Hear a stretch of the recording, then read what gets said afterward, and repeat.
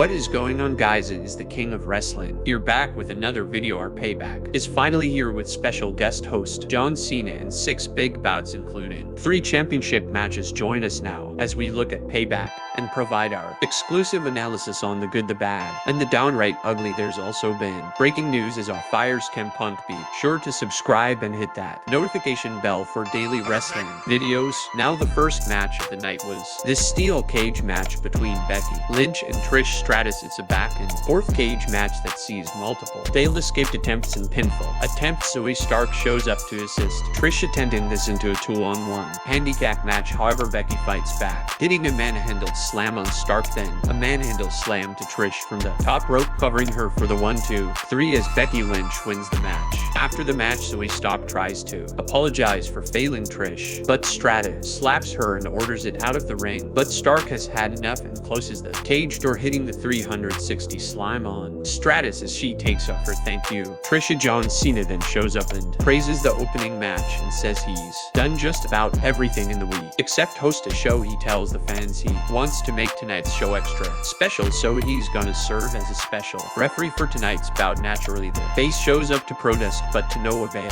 The match happens. Up next as we have Law Knight vs. The Miz. The Miz doesn't want this mention, takes a powder, but Knight isn't letting that happen. The match gets underway with a back and forth, but Cena takes his job seriously, forcing breaks when necessary. This doesn't go over well with Law Knight, who gets in Cena's face only for them is to blindside Knight, gaining control early. Knight then refuses to quit, and then it's an elbow smash followed by the blunt force trauma for the victory. As Law Knight wins the match afterwards, Cena offers his hand to Law Knight, but Ellie's reluctant to shake Cena's hand, telling him he almost cost him the match. However, Cena persuades Law Knight, who shakes Cena's hand, and Big John raises Law's arm in victory. Next up is the United States Championship match as Rey Mysterio takes on Austin Theory. Now the will walk out with Rey, but let him handle the match on his own. Austin attacks Rey immediately, but Mysterio quickly recovers. Theory shows the same fire and wear with all that led to the Tuos Championship. So Theory goes for the town down, but Mysterious counters for the roll-up as he retains the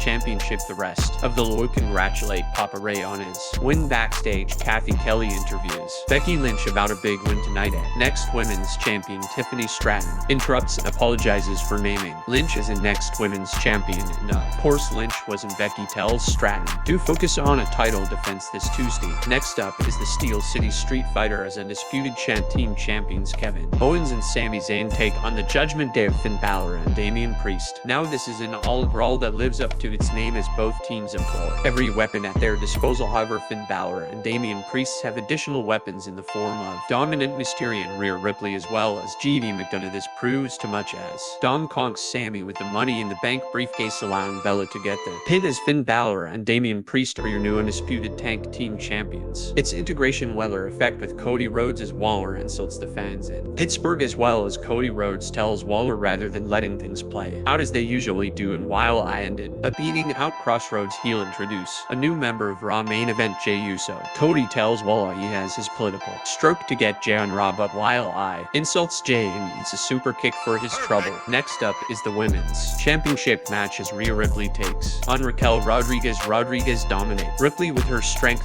but Ripley uses a heel tactics to gain control, pummeling Raquel Rodriguez fights back despite Rain injuring India, only for Deli Dom to distract the challenger, allowing Rhea to hit tied as Rhea Ripley retains the women's championship. And finally, it's time for the main event as World Heavyweight Champion Seth freaking Rollins takes on Shinsuke Nakamura. Nakamura lives up to his nickname, the King, has strong style as he pummels Rollins with strikes and goes for some Michelle Holt. One key mistake is all it takes as Rollins escapes a pin and curb stomps Nakamura, covering him to retain the World Heavyweight Championship as Payback closes out. Now that was a quick recap of Payback. What about the good, the bad, and the downright ugly? As always, we start off with the goodest. Number 1, a classic cage match of Payback started off strong with Becky and Trish making tonight's steel cagemen seem worth the wait, especially after both superstars' SummerSlam match was reportedly shelved. This was a hard-hitting match when neither woman held back, including taking some sick bunks from the top of the cage, and at one point fish hanging landing upside down outside the cage. This was a fantastic opener as well as the right ending for the feud that suffered largely due to it being treated as an afterthought. Both superstars proved this feud should have been a feature attraction from start to finish. Number to Cena and Miss Magic and Amazing John. Cena's pre-match showdown was a pure classic as he displayed his self-entitled persona, perfectly complaining about seeing his performance as Payback hosts, particularly his decision to serve a special referee. Miss question why Cena is nearly 50 and still dresses like a telequeen. Number 3 to terrific tributes is some terrific tributes for Terry Funk and Bray Wyatt tonight, with Kevin Owens taking off his usual shirt to reveal a Terry Funk shirt and Seth Rollins wearing ring gear that made a subtle nod to the Fiend's attire. Number 4 wild tag team tussle. The Steel City Street Fight was a sensational showcase for Kevin Owens and Sami Zayn to show they can brawl with the best of them. Their fight against Finn Balor and Damian Priest took them all over the arena and saw plenty of plunder, including chairs, trash cans, kendo sticks, and much more. The highlight of the match saw Cole and Sami show up in Pittsburgh Steelers hockey gear complete with hockey sticks, and they used to fight back. Balor, Priest, and Daddy Don the champs loved good even in defeat as they couldn't overcome the numbers game of the Judgment Day and GD McDonough. Number 5 the Judgment Day stands supreme,